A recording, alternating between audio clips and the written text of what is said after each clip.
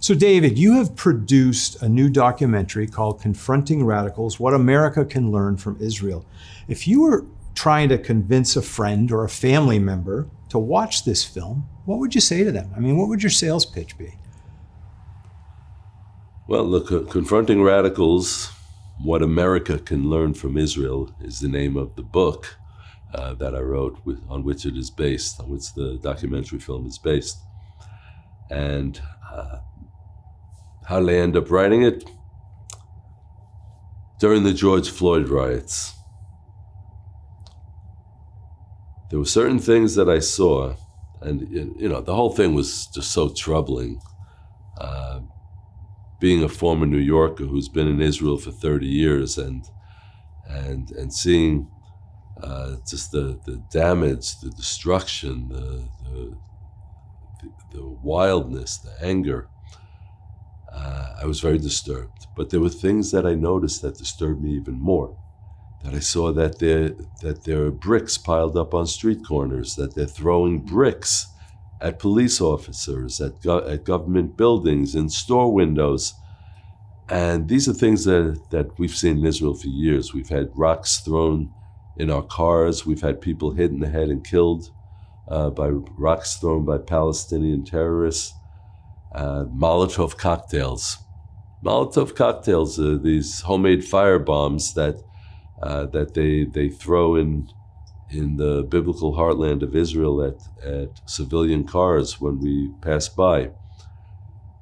So these are all things that I found very, very troubling, suddenly seeing it in America as well. And, I was wounded in a terrorist attack myself. When my 3-year-old son and I were driving home from Jerusalem one day, the car was ambushed by Palestinian terrorists who were on the side of the road firing with AK-47 assault rifles. I was shot in the leg, he was shot in the head. And thank God the car started after not being able to start several times when the terrorist was still shooting. And thank God that I was able to get away and get to an ambulance. And the bullet that went into my son's head and through his neck missed his brainstem by 1 millimeter. But, this, you can multiply this by the thousands in Israel to understand the challenges that we have faced.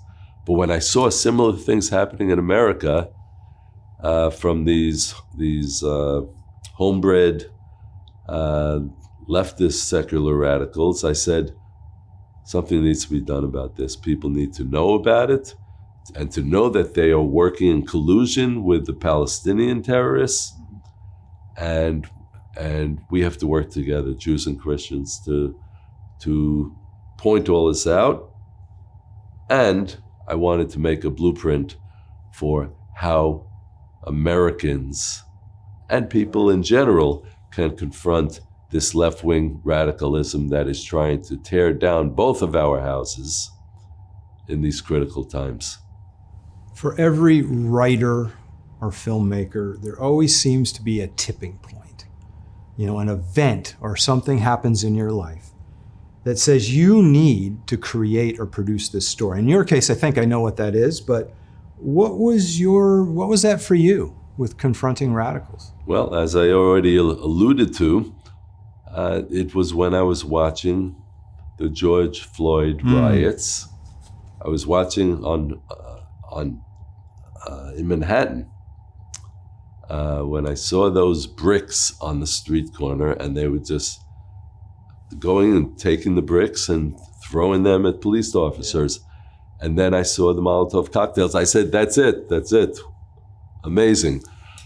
I already knew from other books that I had written and the research I did for those books, and also from what we've experienced in Israel, that there is collusion between the far left and the Palestinian terrorists. But here, and specifically the Palestinian Authority of Mahmoud Abbas, that pays terrorists every month to commit terror attacks against Jews, I knew that there was something going on there. But the collusion just became so clear when I saw that. That was the tipping point.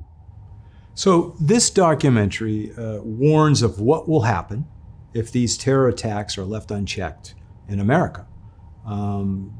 But in this documentary, you offer hope. Very clearly you offer hope. Yes. Could you provide some examples of what can happen when people of faith unite on a subject like this? Oh, absolutely.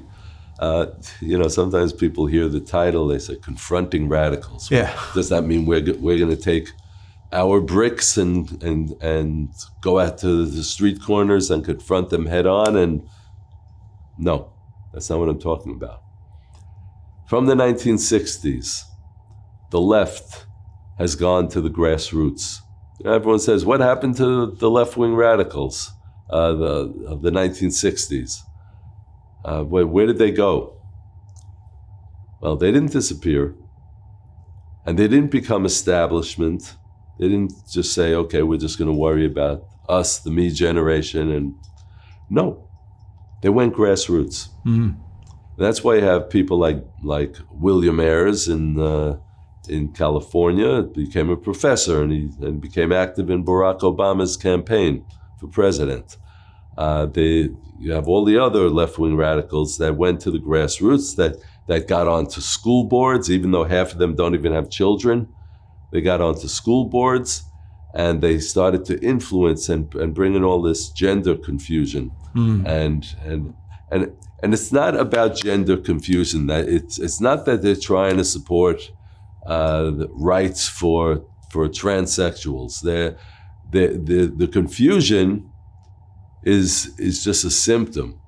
The goal is to create havoc in Western civilization and bring it down, to destroy Judeo-Christian civilization by creating havoc. That is the goal. That is the goal of leftists all around the world, and this is all documented in Confronting Radicals. Fantastic. A perfect example of what we've been just talking about is that you founded an organization to combat these issues. You mentioned already that you and your son were wounded in a terror attack, but you founded the Shiloh. Is it Shiloh? Well, you could say Shiloh like I'm Americans American. do. I say Shiloh. Shiloh. But you it's founded okay. the Shiloh Israel Children's Fund. What can you tell me about your organization and what you do?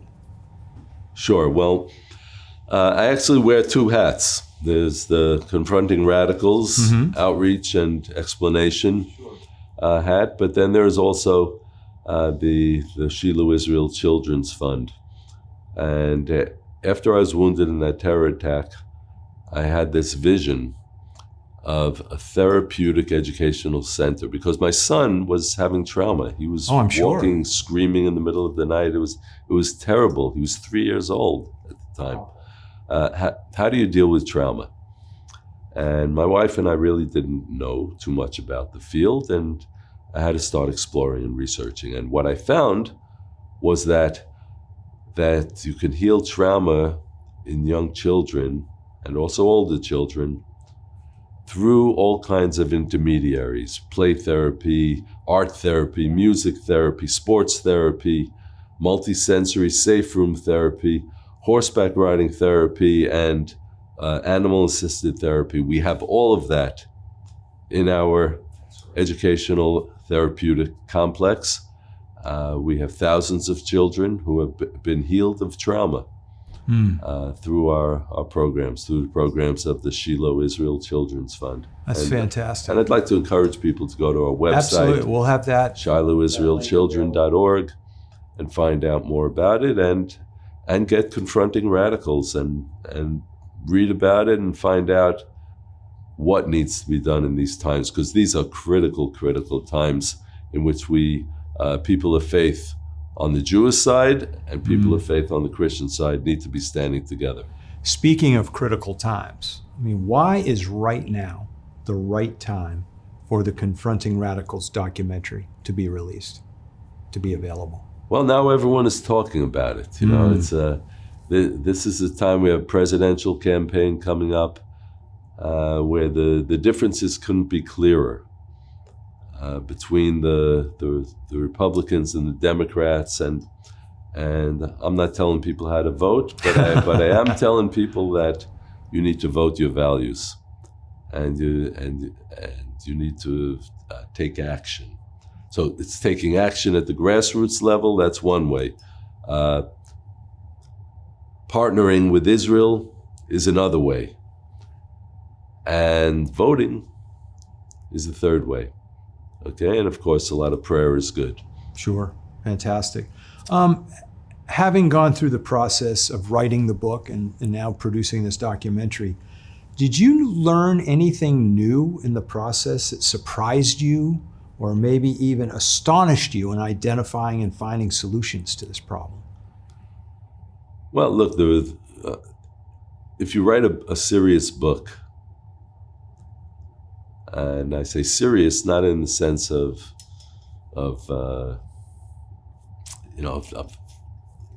not being lighthearted.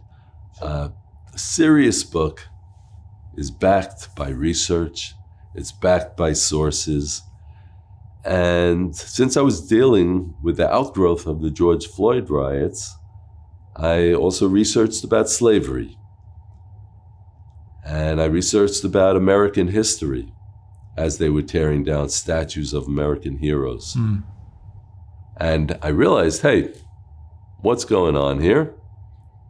Number one, they're trying to destroy history, because if you tear down the history of a country, then you are going to tear down its foundations. It can't survive. It has no legs to stand on.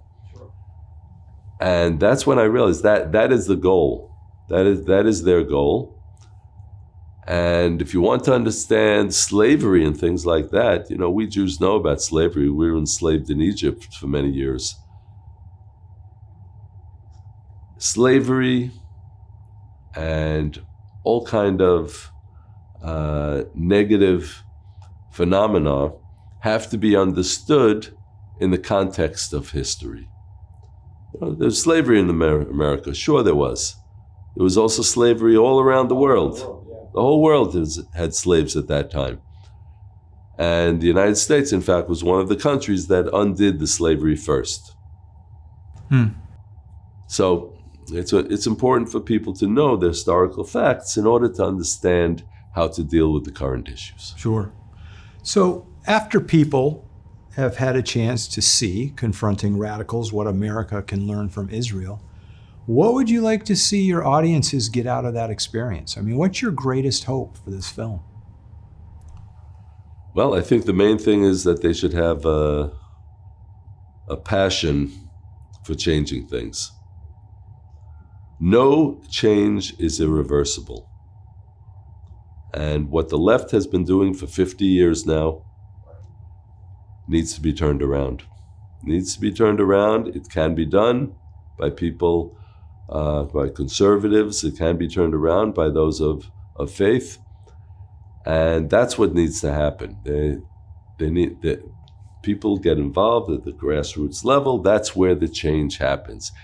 You won't see a magic wand. It's not going to happen 1, 2, 3, but it's a process. And educate your children. Yeah, I think that's key. Changing the educational system, restoring it to what it once was, is key. I agree. So now the $1 million question.